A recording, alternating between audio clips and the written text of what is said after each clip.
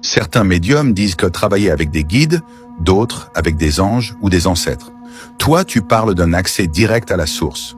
Comment décrirais-tu ce lien à la source et ce qu'il change dans ta manière de recevoir l'information? Alors comme je le disais dans d'autres vidéos, depuis toujours je perçois un accès direct à cette source.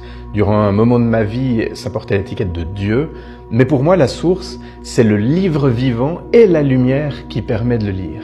Et autour de moi, on parlait surtout de guides, d'anges. Alors j'ai rien là contre, chacun son chemin et sa compréhension, mais ce n'était pas le mien.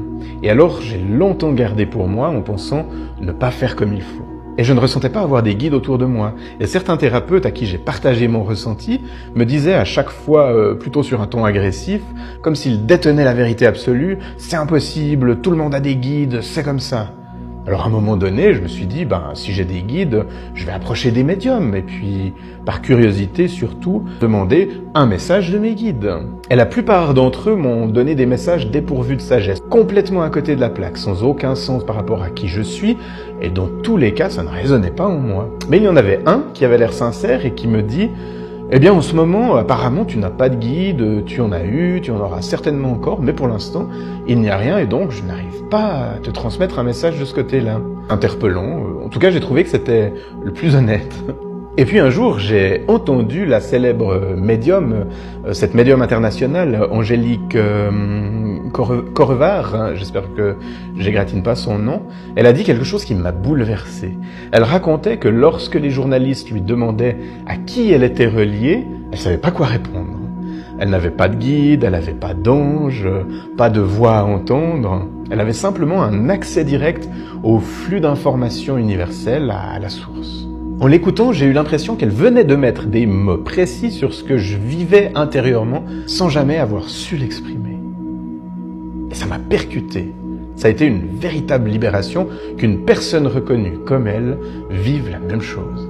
Depuis, j'assume clairement ce lien, je dis la source parce que pour moi c'est l'origine d'où viennent nos âmes.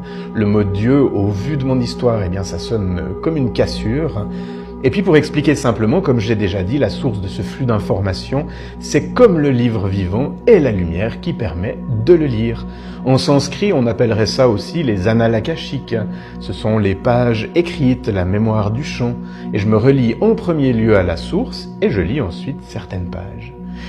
Concrètement, ça se produit de manière très simple. Un ancrage dans le corps, une intention claire, la permission, est-ce que c'est le bon moment, est-ce que je suis la bonne personne, une écoute fine, pas seulement là, mais avec le cœur aussi, puis une vérification des sensations dans le corps. Si le corps s'ouvre et se calme, je poursuis. S'il se contracte, je m'arrête et puis je clarifie. Et parfois, ce que l'on peut apparenter à des guides, j'aime bien dire, c'est comme ça que je les perçois, des êtres de lumière, se présentent comme des nuances dans ce même champ. Alors je les accueille quand c'est aidant et respectueux, mais je reviens toujours au fil de la source pour garder un message net, utile, sans qu'il soit surchargé d'histoire. Puis donc pour moi, cet accès direct change tout. Il y a moins de bruit, plus d'évidence. Et avec l'ancrage et l'humilité comme hygiène, c'est d'une importance capitale. L'information reçue devient fiable et alignée. C'est comme lire la bonne page avec la bonne lumière.